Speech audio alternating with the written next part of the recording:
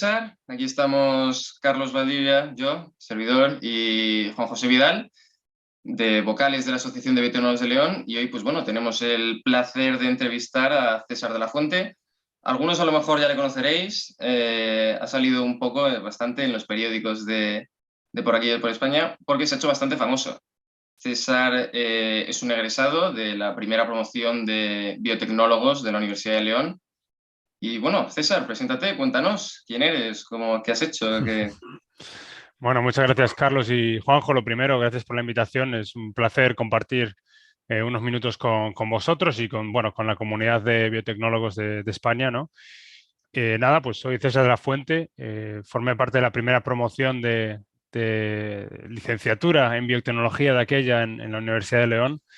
Y bueno, fuimos un poco conejillos de Indias, ¿no? En la promoción, pues la universidad estaba desarrollando todavía el currículum bueno, explorando las diferentes clases y demás. Pero bueno, también fue un honor, ¿no? Formar parte de esa primera promoción de biotecnólogos y biotecnólogas. Bueno, realmente fue espectacular, ¿no? Poder aprender de toda esta gente entusiasmada con lo que de aquella era todavía bastante nueva, ¿no? El campo de la biotecnología, ¿no? El concepto de que puedes desarrollar herramientas tecnológicas para poder manipular la biología, los sistemas biológicos.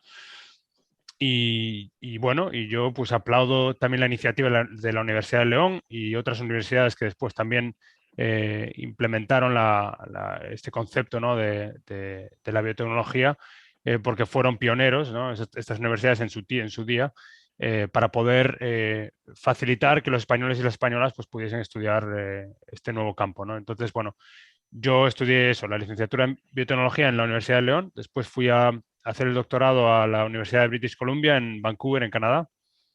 Un paréntesis, perdona, César. Sí, sí, Pasaste a hacer el doctorado desde la licenciatura, ¿no? sí, exactamente. Yo no hice nada más, o sea, la licenciatura eran 5 años, ¿Mm? entonces después de los 5 años, pues pasé directamente al doctorado, sí. Vale, o sea, sería el equivalente ahora de nosotros como estudiantes desde acabar el máster y ya especializarnos a pasar a hacer el doctorado. Sí, más o menos hoy en día sería hacer el grado, el máster y luego hacer el doctorado. El ¿Mm? número de años es equivalente. Vale. Entonces, bueno, pues eso, me tiré a la aventura, ¿no? Para hacer el doctorado fuera, en Vancouver, en Canadá, en la costa oeste canadiense, un sitio muy bonito, que tiene tanto mar como montaña, sitio así precioso, lo recomiendo si no habéis estado ahí. Y nada, pues ahí hice el doctorado en microbiología e inmunología, y estuve pues ahí los años que estuve para lograr acabar el doctorado, un tiempo muy enriquecedor, la verdad, ¿no? Idioma nuevo, cultura nueva y, bueno, un proceso de aprendizaje tremendo, brutal, en todos los sentidos, a nivel personal y como a nivel científico, o sea que siempre recomiendo yo irse fuera, ¿no? Para hacer ciencia, porque te permite pues, abrir los horizontes intelectuales y personales.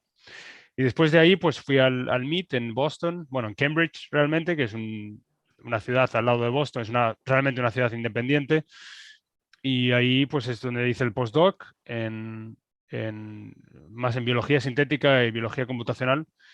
Y bueno, también un privilegio haber estado ahí, ¿no? El MIT, un sitio tremendamente inspirador. Ahí es un poco donde aprendí que no hay nada como una pregunta. Las preguntas estúpidas no existen, ¿no? Siempre eh, cualquier pregunta vale y si te lo planteas bien y tienes un equipo alrededor que pueda ejecutar una pregunta, aunque parezca de ciencia ficción, pues es posible. Y después del MIT, pues me reclutaron aquí en la Universidad de Pensilvania. Es una de las universidades más antiguas del mundo, eh, fundada por Benjamin Franklin, creo que fue en 1760, y por la que han pasado pues, gente bastante conocida como pues, Noam Chomsky, Elon Musk y otros, ¿no? Y, Catalín Caricó, si no me equivoco, sí, es compañera ahora tuya de la universidad, ¿no? sí, Katalin Carico y Drew Weissman es vecino, o sea, es compañero aquí vecino de laboratorio, básicamente. ¿Mm? Drew Weissman y Katalin Carico pues, fueron los pioneros, ¿no? que desarrollaron la tecnología de ARN mensajero, que está detrás de las vacunas de Pfizer y de Moderna. y que, bueno, que han permitido pues, salvar realmente millones de vidas en el mundo y, bueno, pues son claramente dos científicos inspiradores, ¿no? En este momento. Y tienen una historia interesante porque ellos desarrollaron esta tecnología de ARN mensajero durante 15, 20 años con muy poca financiación pública, con muy pocos recursos bueno, ellos fueron persistentes, ¿no? En su idea y yo creo que esto pues es una historia que es recurrente en la ciencia, ¿no? Que Mm. realmente tienes que ser muy persistente con tus ideas y realmente crees en ellas, crees en tus resultados. Muchas veces pues digamos que el mundo científico tarda tiempo en validarlo y en aceptar estos resultados, entonces es importante pues esa persistencia y esta pasión realmente innata, ¿no? Un poco Mm. por lo que estás haciendo. Ahí Pero bueno, hay una historia interesante, creo yo, o por lo menos lo que he podido leer, que si no me equivoco, cuando desarrollaron esta tecnología, ¿no? Para que lo que luego fueron las vacunas de ARN mensajero fueran más estables, ujú, si no me equivoco, vendieron la patente ellos no querían, pero la universidad vendió la patente por una cantidad relativamente baja y ahora, claro, se ha convertido en uno de los negocios probablemente más prolíficos de los últimos 50 años, el desarrollo de vacunas, sí. incluso en lo que se refiere a salvar vidas. Entonces yo creo que eso puede ser una buena lección, ¿no? De que al principio lo que no parece tan increíble puede acabar pegando un boom. Pero bueno, te quería Sí. preguntar, claro, tú de grado a doctorado a postdoc, parece que variaste un poco, ¿no? El doctorado en microbiología e inmunología, el postdoctorado en biología sintética.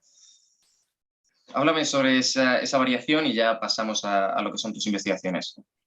Sí, yo creo que, bueno, siempre sigo un poco mi curiosidad y la verdad es que me aburro rápido, con lo cual siempre tengo como necesidad de aprender cosas nuevas. Es un poco un problema que tengo, ¿no? De hecho, siempre ha sido así. Mi doctorado siempre tenía no uno o dos proyectos, sino cinco o más eh, de manera paralela.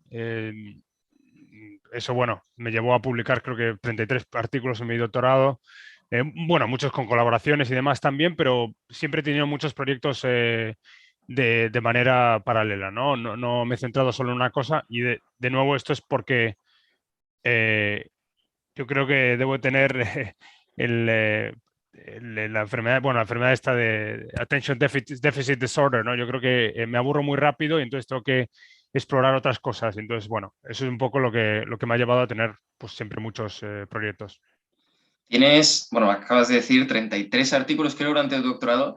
Llama la atención porque hay gente que saca uno, dos, entonces 33 es increíble.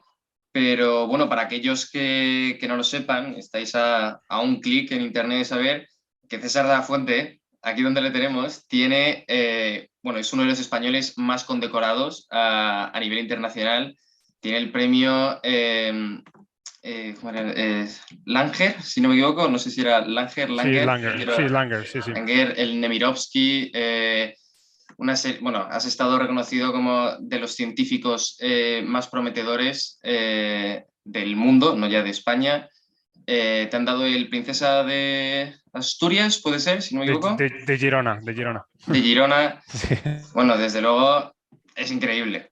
Entonces, enhorabuena también por ahí y gracias por representarnos a los españoles, ¿no? Que parece que a veces podemos pensar un poco mal de nosotros mismos, pero joder, aquí tenemos a alguien que ojito, cuidado. Muchas gracias, Carlos, por tus palabras y bueno, para mí es bueno, he sido también un privilegiado, ¿no? En ese sentido, he tenido suerte también y bueno, es trabajo, mucho trabajo mío, pero también de mi equipo, de mi gente, bueno, de mi familia y demás, ¿no? Que me han permitido estar donde estoy hoy en día. Y también es una responsabilidad, ¿no? Una responsabilidad pues para poder apoyar a la ciencia española, ¿no? Para que continúe creciendo y bueno, que esté en el sitio donde todos la queremos ver, ¿no? Con mucha más inversión, que se la tome el gobierno de manera más seria. Bueno, todo esto, ¿no? Que haya más oportunidades para las biotecnólogos que están en el país y para que también puedan salir y volver y demás, ¿no? Y que tengan una vida al final, que se puedan dedicar a la ciencia de manera, pues, de manera bien, hacer ciencia de alto nivel y cobrar bien, ¿no? Por su trabajo. ¿Tú te planteas volver a España en algún momento? Bueno, nunca se sabe. Nunca cierro puertas. De momento estoy muy contento aquí, trabajando con mi equipo. Me lo paso muy bien realmente, o sea que de momento no me lo planteo, sinceramente, ahora mismo, pero en un futuro, pues nunca se sabe, ¿no? Si supiésemos lo que iba a pasar mañana, el mundo sería mucho más aburrido, con lo cual, pues yo me lo tomo con calma, ¿no? Muy dinámico todo. Sí. Vale, y ahora ya, vamos a lo que es el centro de todo, por lo que digamos que te has hecho famoso entre el público no científico. Diseñar antibióticos por ordenador, ¿vale? Síntesis Ujú. en fase sólida. Esto es todo, son cosas que pueden sonar muy lejanas y sí que me gustaría que nos lo explicases un poco, si Ujú. puedes. Sí, por supuesto. Mira, pues para desarrollar nuevos medicamentos, incluido un nuevo antibiótico, es un proceso tremendamente complicado. Desde el momento en que descubres una nueva molécula, que puede ser un nuevo antibiótico o un nuevo medicamento en el laboratorio, tardas de media más de 10 años en desarrollarlo para que para que pueda ayudar bueno, a pacientes, ¿no? Al ser humano, ¿no? En los hospitales. Y este proceso es tremendamente caro. Cuesta más de 1 billón con B de dólares americanos. Y para ponerte esto en contexto, pues esto es más que el presupuesto que tiene la NASA para llevar un cohete a la Luna. O sea que desarrollar un antibiótico o un medicamento es más caro que llevar un cohete a la Luna. Yo creo que esto hace falta ponerlo en perspectiva, ¿no? Porque es muy difícil, ¿no? Y entonces, los ordenadores, el poder computacional que tenemos hoy en día, eh, lo que nos puede permitir es disminuir el tiempo que se tarda en descubrir nuevas moléculas y a la vez acortar los costes también, o sea, disminuir los costes, ¿no? Asociados a este proceso, porque no hace falta verificar todo experimentalmente, si un ordenador pues, puede crear una molécula que luego con mínima intervención humana pueda tener esta actividad antibiótica en este caso. Entonces, quería también comentar que los antibióticos, un poco para dar contexto, son absolutamente fundamentales, no solo cuando tienes una infección, la tratas con un antibiótico y tratas la infección, pero son fundamentales para la medicina moderna, tal y como la conocemos. Por ejemplo, un parto, si no tienes antibióticos que funcionan, pues la madre o el niño o la niña pues pueden morir. Para tratamiento de quimioterapia, los pacientes que tienen cáncer están inmunosuprimidos, con lo cual tienen una alta probabilidad de infectarse con cualquier bacteria que esté en el hospital. Si no tienes antibióticos que funcionan, pues estos pacientes pueden morir no de cáncer, sino de infecciones bacterianas. Eh, Cirugías, incluso cirugías muy pequeñas, necesitas antibióticos que funcionen. Si te vas a trasplante de órganos, pues un tanto lo mismo, ¿no? Entonces es fundamental, ¿no? Y luego, a nivel más, mirándolo desde arriba al problema, pues en los últimos 100 años o así, el ser humano hemos duplicado prácticamente nuestra esperanza de vida y esto es gracias a las vacunas, a los antibióticos y al agua potable, potable, ¿no? Entonces, imagínate un mundo donde los antibióticos no funcionan, un desastre, ¿no? Un montón de muertes. De hecho, la proyección actual es que para el año 2050 pues, van a morir 10 millones de personas al año en el mundo. Esto es una muerte cada 3 segundos. O sea, es un mundo postapocalíptico, postantibiótico, como lo quieras llamar, ¿no? Bueno, Entonces, una pequeña aclaración, creo que es a lo que se refiere César ahí.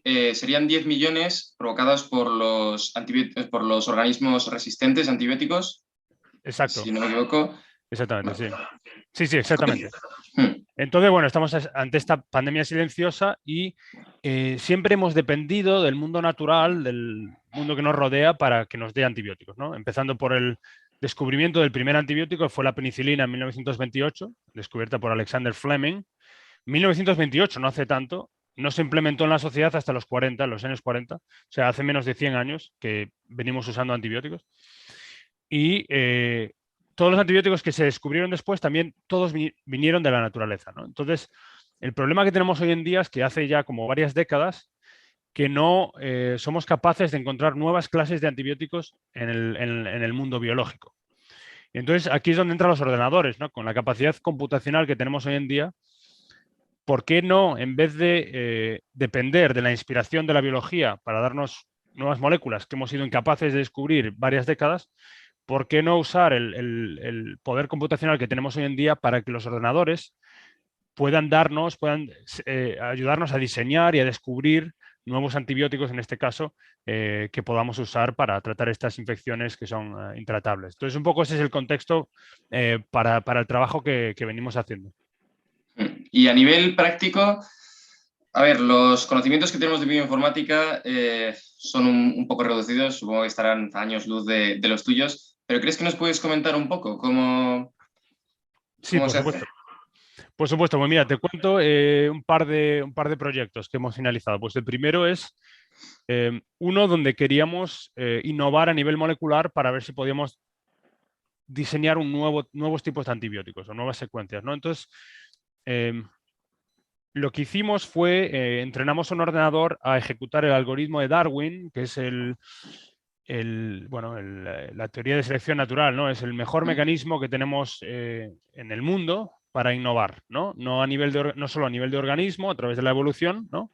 Pero también a nivel molecular. Entonces, esa fue un poco la hipótesis que tuvimos, ¿no? En plan, si esto ha servido para evolucionar a nivel de organismos durante millones de años hasta llegar al ser humano, ¿no? Y demás, ¿por qué no podemos implementar este mismo sistema para crear nuevas moléculas? Entonces, como comento, le enseñamos al ordenador a ejecutar el algoritmo de Darwin. En este caso, en vez de selección natural, se convierte en selección artificial porque lo hacemos in silico en el ordenador. Y la primera parte que tenemos que hacer es codificar la complejidad química de las moléculas en el lenguaje binario de unos y ceros para que el ordenador entienda lo que le estamos comentando, ¿no? Estas moléculas, para que las comprenda, al menos de manera así rudimentaria. Y entonces empezamos con eso, empezamos con pequeñas proteínas, que es sobre todo con el tipo de molécula con la que trabajamos. La codificamos en el lenguaje binario de unos y ceros, el ordenador las entiende, ¿no? Y después le enseñamos al ordenador, pues eso, a ejecutar mutación, selección y recombinación, ¿no? Las tres estadios claves en el proceso evolutivo, y luego n veces iteraciones de este proceso, ¿no? Entonces, es como en una feedback loop. Entonces, el ordenador básicamente está evolucionando de manera continua estas moléculas iniciales que le dimos, y es capaz de generar nuevos tipos de moléculas, ¿no? Entonces, ¿Y en qué se basa esta selección? ¿Cuándo se entiende que este modelo que habéis creado es correcto? claro, pues mira, la selección la hacemos a través de una función fitness, que es una función que eso sí que es lo que le enseñamos nosotros al ordenador, ¿no? Le decimos, mira, esto es un poco lo que tienes que seleccionar. Son proteínas pequeñas llamadas péptidos, y lo que estamos buscando con esa función fitness, que es lo que es la función que, digamos, dirige el proceso evolutivo en el ordenador, le estamos diciendo al ordenador le estamos diciendo, selecciona cosas que sean muy pequeñas, péptidos muy pequeños con una estructura mínima que puedan interaccionar con una membrana bacteriana y disruptirla, digamos, ¿no? Entonces, y romperla. Entonces es un poco lo que hacemos. Para ello, si quieres que entre un poco más en detalle, pues hace falta tener aminoácidos, que son los componentes fundamentales de los péptidos y las proteínas. Aminoácidos que que tengan carga positiva, y otros que tengan también carga, que sean hidrofóbicos. ¿Mm? Y la razón por esto es que la membrana bacteriana tiene una carga negativa, ¿no? Entonces, si te imaginas que esta es la membrana bacteriana, el péptido que diseñamos en el ordenador, la carga positiva que tiene, le va a permitir acercarse a la membrana bacteriana a través de una interacción electrostática, ¿no? Positivo o negativo. Y luego la parte hidrofóbica del péptido le va a permitir, pues, translocar o meterse dentro de la membrana, y eso crea un poro, rompe un poco la membrana, y eso pues lleva a la muerte celular bacteriana, ¿no? Entonces un poco ese es el proceso. Luego, para validar todo esto, claro, porque todavía no estamos en un punto donde podemos depender o podemos eh, depender solo de lo que crea el ordenador, ¿no? No podemos fiarnos, ¿no? Porque no estamos en ese punto. Entonces, lo que tenemos que hacer, lo que hicimos fue sintetizamos las moléculas que creó el ordenador, de nuevo, con mínima intervención humana hasta ese momento. El ordenador nos da unas moléculas en la pantalla y nosotros luego las sintetizamos usando síntesis en fase sólida, síntesis química en fase sólida. Podemos sintetizar estos pequeños péptidos y luego los validamos, miramos, los testamos contra bacterias súper resistentes que tenemos en el laboratorio, en experimentos, y validamos que en efecto, pues muchos de los que el ordenador pensaba que iban a ser muy buenos antibióticos, realmente eran buenos antibióticos. Es curioso e interesante porque todo esto que nos está contando César, ¿no? Que parece que nosotros lo entendemos, que es relativamente simple. Yo conozco algunas cosas y estoy convencido de que es muchísimo más complejo. Por ejemplo, dice de enfocarse en atacar la membrana, eso no es fortuito. En plan, si no me equivoco, es porque las mutaciones para evadir moléculas que ataquen la membrana son más complejas. No atacáis a los azúcares del Ujú. exterior y es por una razón, ¿no? O sea, Sí. estoy seguro de que está todo calculado hasta el más mínimo detalle y bueno, esa es la razón de que hayáis tenido el éxito, ¿no? Que os permite pues, estar publicados en Nature, PNAs y muchísimos más. Sí, en efecto. Incluso ya, pues que al final estás, si no me equivoco, bastante al tanto no solo de técnicas puramente biológicas, sino ahora la síntesis química en fase sólida, Ujú. que supongo que al final viene de estar en un equipo bastante multidisciplinar, ¿no? Exacto, sí, sí, tengo la suerte de poder trabajar con gente que viene de, bueno, experta en muchos campos diferentes, ¿no? Desde la química, la biología, microbiología, biotecnología, bioingeniería, ingeniería computacional, física, un poco de todo, ¿no? Entonces, Hmm. bueno, tengo esta suerte, ¿no? De poder trabajar con investigadores que vienen no solo de diferentes partes del mundo, pero que tienen una manera de ver la ciencia y de pensar en la ciencia muy diferente a la mía, y eso yo creo que pues contribuye un montón a los proyectos que tenemos, ¿no? Sin ninguna duda. Entonces, ¿Y bueno. cómo encontraste al final financiación para un proyecto, digamos, tan ambicioso, ¿no? O sea, al final tú vas a tu jefe y le dices, mira, voy a conseguir reducir el coste y la duración del proceso de desarrollo de antibióticos y voy a posibilitar el volver a hacer antibióticos y necesito dinero para ello. Ujú. ¿Cómo planteas algo así tan complicado? Y bueno, Sí. y esta última pregunta y ya eso. Sí, sí, claro. No, es una buena pregunta. Bueno, yo dirijo el laboratorio aquí, con lo cual todo, traer dinero al laboratorio depende todo de mí, con lo cual lo que hacemos normalmente es escribimos proyectos, ¿no? De financiación que se llaman grants aquí en inglés y los envías pues a donde sea, ¿no? Tenemos financiación pública por parte del NIH, que es National Institutes of Health, eh, es un organismo público aquí. Tenemos también financiación del departamento, de una agencia de inteligencia estadounidense que está dentro del Departamento de Defensa, pero es una agencia de inteligencia. Bueno, y eso nos financian el trabajo que hacemos alrededor de inteligencia artificial para el descubrimiento de nuevos antibióticos. Y luego tenemos también financiación pues, de fundaciones y financiación privada también por parte de compañías que están interesadas en desarrollar algunas de las cosas que estamos haciendo y bueno, es un poco de todo, ¿no? Pero la clave, pues es eso, buscar, escribir propuestas muy competitivas, porque, bueno, es difícil, ¿no? Que te den propuestas. O sea, la porcentaje de éxito es alrededor del 10% por cada proyecto que enviamos, con lo cual, bueno, te puedes hacer una idea de que es muy competitivo. Bueno, y eso supongo que en Estados Unidos, ¿no? Tengo yo la idea, no sé Sí. si es correcta, de que en España es un poco más difícil conseguir financiación para este tipo de proyectos, ¿no? Yo creo que en todos sitios es difícil, ¿no? Ujú. Siempre parece que hace falta más dinero, ¿no? En general para la ciencia. Pero bueno, al final pues es lo que nos queda, ¿no?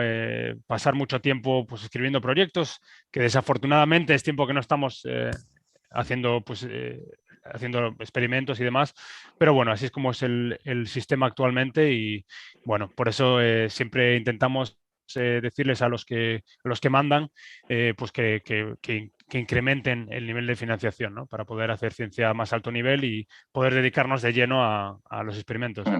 Estamos pidiendo siempre al final, para Sí, al parecer que final. los científicos estamos ahí todo el rato con la vara. Exactamente, sí. Vale, y bueno, ya para acabar, quería preguntarte, ¿hay algún consejo, alguna recomendación de un libro, algo que se te ocurra decir a los biotecnólogos y bueno, al público científico joven en general? Pues recomendación, no sé, no sé mucho de recomendar, porque yo creo que cada persona pues sigue su camino dentro de la ciencia. Yo creo que sí que hacen falta eh, ciertas características. Yo creo que hace falta pues, estar apasionado por lo que haces, ¿no? Yo creo que eso te da una ventaja fundamental. Sea lo que sea, a lo mejor no es en biotecnología, pero lo que tú ames realmente en el día a día, ¿no? Eso es lo más importante. Y yo, por ejemplo, pues me considero un privilegiado, pues porque cada día me puedo dedicar a lo que yo amo. La ciencia para mí al final es un hobby y bueno, encima me pagan, con lo cual, pues perfecto, ¿no? Pero bueno, ¿Qué más quieres, no?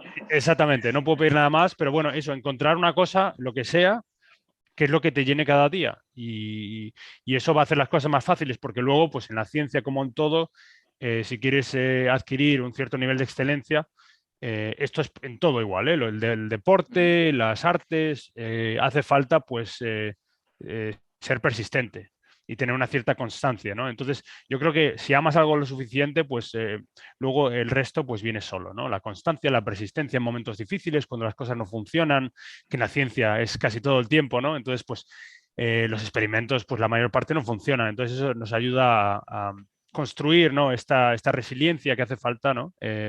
Para seguir adelante y continuar siendo curioso y demás. Y entonces, eso es lo que diría. Y luego libros, pues hay un montón. Yo leo mucho. Ahora mismo me estoy leyendo uno de Santiago Ramón y Cajal, en inglés, porque es el que lo escribió, es en inglés, pero fascinante, ¿no? Habla de lo difícil que lo tuvo ¿Cuál en es el título? sus Sí. inicios. Espera que lo busco aquí. Un segundito. Bueno, disculpa, ¿no? Nada, No nada. soy aquí. Es The Brain. No me sale, o sea, no lo encuentro ahora, pero es The Brain in Itself o algo así es. Vale, suficiente. Sí, No, pero no te molestes. acaba de salir publicado y lo vi. Mira aquí. The Brain in Search of Itself. Santiago Ujú, Ramón y Cajal and the Story of the Neuron. Y bueno, me lo estoy leyendo, pero me está gustando mucho. Es como una biografía de sus inicios, ¿no? ujú. Complicados, relativamente pobre, y luego eh, cómo fue evolucionando, ¿no? Como investigador y como persona, solventando pues todas estas dificultades que tuvo a lo largo de la vida, ¿no? Entonces, y eso como le llevó su curiosidad también luego a formular pues bueno, la teoría de las neuronas, ¿no? Y cómo son las células como cada neurona, como cada componente del sistema nervioso, pues es una célula en vez de la teoría reticular, que era la teoría de Golgi que había propuesto. Entonces, bueno, muy interesante. Como investigadores, cualquiera interesado en la ciencia, sobre todo ciencia española, pues me parece un libro que de momento me está gustando mucho. Bueno, a ver si hay suerte y al igual que Santiago Ramón y Cajal nos traes un Nobel a España. Igual, Bueno, eso. bueno, bueno, nunca se dice nunca, ¿eh? Al final, desde luego, tienes una carrera y bueno, esto no lo he dicho. Aquí César, donde tenemos, es joven, es bastante joven y más para todo lo que ha hecho. Si No quieres tan, dar tú más datos, no tan joven como tú, pero bueno, no, sí, bueno, acabo de cumplir 36 años, sí. o sea que no es Santiago Ramón y Cajal, pero, pero bueno. Bueno, uno que merecía el Nobel es Francis Mojica, Sí, desde luego. compañero de la Universidad de Alicante, pero bueno, Eso no lo sabía. estas cosas, pues, pero sí, es una persona que os recomiendo entrevistar si no lo habéis hecho ya, Mm. una persona excelente. Sí, bueno, desde luego, bueno, es mi opinión personal, una completa lástima que no se lo dieran. Yo creo personalmente que se lo merecía. Bueno, para aquellos, último paréntesis y ya acabamos, estamos haciendo referencia al descubrimiento del sistema de defensa que luego se desarrolló y se convirtió en CRISPR. Ujú. Es un Nobel que se lo dieron a las desarrolladoras y bueno, él no obtuvo nada al respecto. Pero bueno, bueno, pues muchas gracias, de verdad, este último mensaje que nos has dado de resiliencia y seguir ahí trabajando por lo que uno quiere, yo creo que está bastante bien. A mí se me ha hecho una entrevista muy corta, la verdad. Podría tirarme horas, creo, hablando sobre esto, pero bueno, vamos a dejarlo aquí. Y nada, por último, otra vez agradecerte, César, que nos hayas sacado tiempo y nos hayas dado esta entrevista, que seguro que a mucha gente le inspire y le viene muy bien. Vale, bueno, pues nada, muchas gracias a vosotros por la oportunidad y aquí estoy para cualquier colaboración en un futuro. Y nada, un saludo a todas las biotecnólogas y biotecnólogos que estén por aquí escuchando. Perfecto, pues muchas gracias, César. Adiós. Venga, hasta luego.